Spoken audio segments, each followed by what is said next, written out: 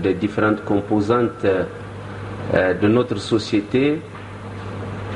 Et si on considère le côté spirituel, on constate qu'on a probablement la même proportion de musulmans à l'université qu'on trouverait au sein de l'ensemble de la population nigérienne. Il suffit de voir dans les différentes facultés et instituts les différents lieux de prière de fortune que les enseignants, les chercheurs, les étudiants, le personnel administratif et technique s'est donné comme priorité de mettre cela en œuvre, parce que la dimension spirituelle de l'homme doit aussi être prise en compte dans l'exercice de son métier. Et donc, en associant l'université à cette initiative dont le fondement est l'islam, je crois que c'est un honneur que vous faites à notre institution, et aussi c'est une manière de contribuer à l'approche que nous avons au cours de ce mandat que la communauté universitaire a bien voulu nous confier avec l'aide de Dieu, de prendre en considération le côté spirituel aussi de la communauté universitaire. En tant que gestionnaire aujourd'hui de cette communauté, de cette institution, nous nous efforçons depuis 3 mois de prendre en compte justement l'épanouissement de la communauté universitaire sur son côté spirituel. Il y a bien sûr plusieurs manières de le faire. Aujourd'hui, nous avons cette voie de l'école. Et je pense que c'est certainement la meilleure voie. Mais il y a également des actions ponctuelles qui sont en train d'être menées avec l'aide de Dieu pour aider nos compatriotes qui sont à l'université de travailler de manière harmonieuse, c'est-à-dire à la fois sur le plan professionnel, mais sur le plan de vie spirituelle. Je crois que toute œuvre, et vous êtes d'accord avec moi en tant que musulman, qui n'associe pas Dieu, elle est vouée à la ruine, à l'échec. Si nous voulons réussir, nous devons attraper la corde de Allah subhanahu wa ta'ala.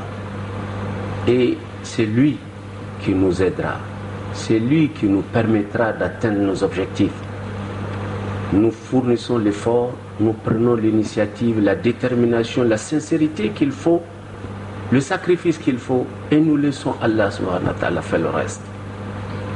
Donc je crois que associer l'université à cette entreprise est vraiment quelque chose de très important, parce que cela conditionnera sûrement, si la communauté universitaire s'y intéresse, cela va contribuer un tant soit peu aussi à la réussite des choses que nous faisons dans le cadre de notre travail, mais aussi dans le cadre de notre vie.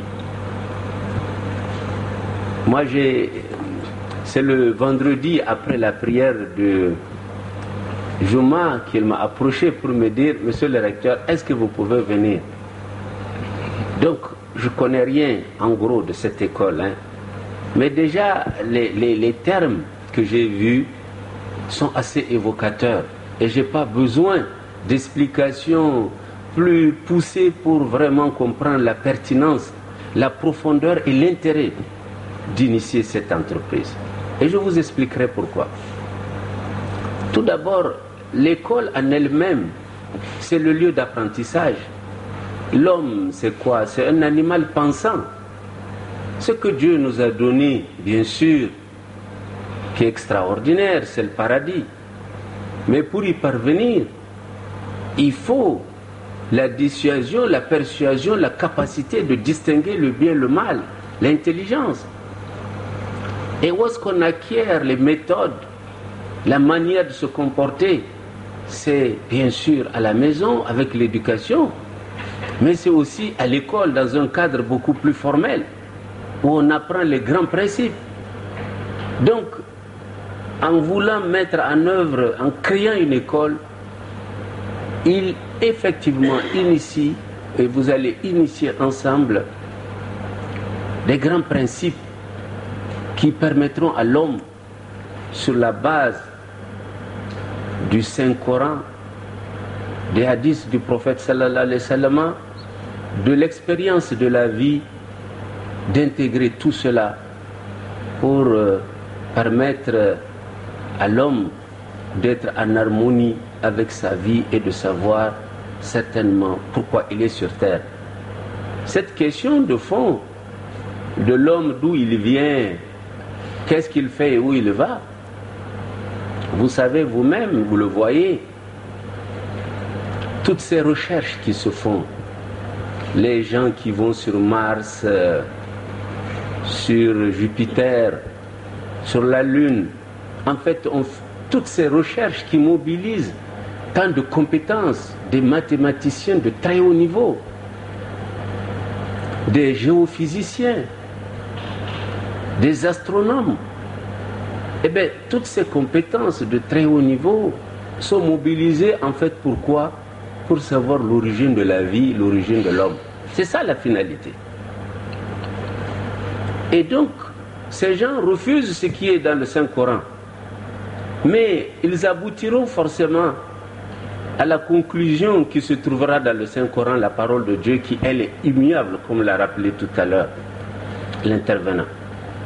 Donc c'est pour vous dire que si vous vous intéressez à l'origine de la vie, à la raison pour laquelle l'école de la vie, c'est un peu ça. Vous allez parler de l'homme, de sa dimension spirituelle, des raisons pour lesquelles il est là. Et bien d'autres aussi, ça nous... Donc, je pense que non seulement nous sommes dans... Vous serez dans l'actualité internationale, mais en même temps aussi, comme tout être humain, vous avez la soif de savoir qu'est-ce qu'on attend de vous sur terre, qu'est-ce que vous faites, pourquoi vous êtes venu et qu'est-ce que vous devez faire. De la manière certainement qu'il faut. Et cette manière, cette pédagogie, cette approche, cette méthodologie, c'est à travers l'école que vous l'aurez. C'est à travers les discussions, les raisonnements, pour avoir une conviction. Et quand on a une conviction, à ce moment-là, on est sûr d'atteindre ses objectifs. Donc je pense que l'école de la vie, c'est un terme énorme, c'est un terme terrible même à la fois, parce que c'est toute la vie, c'est le sens de toute la vie qu'il faut essayer de comprendre, de communiquer pour amener les gens à être en phase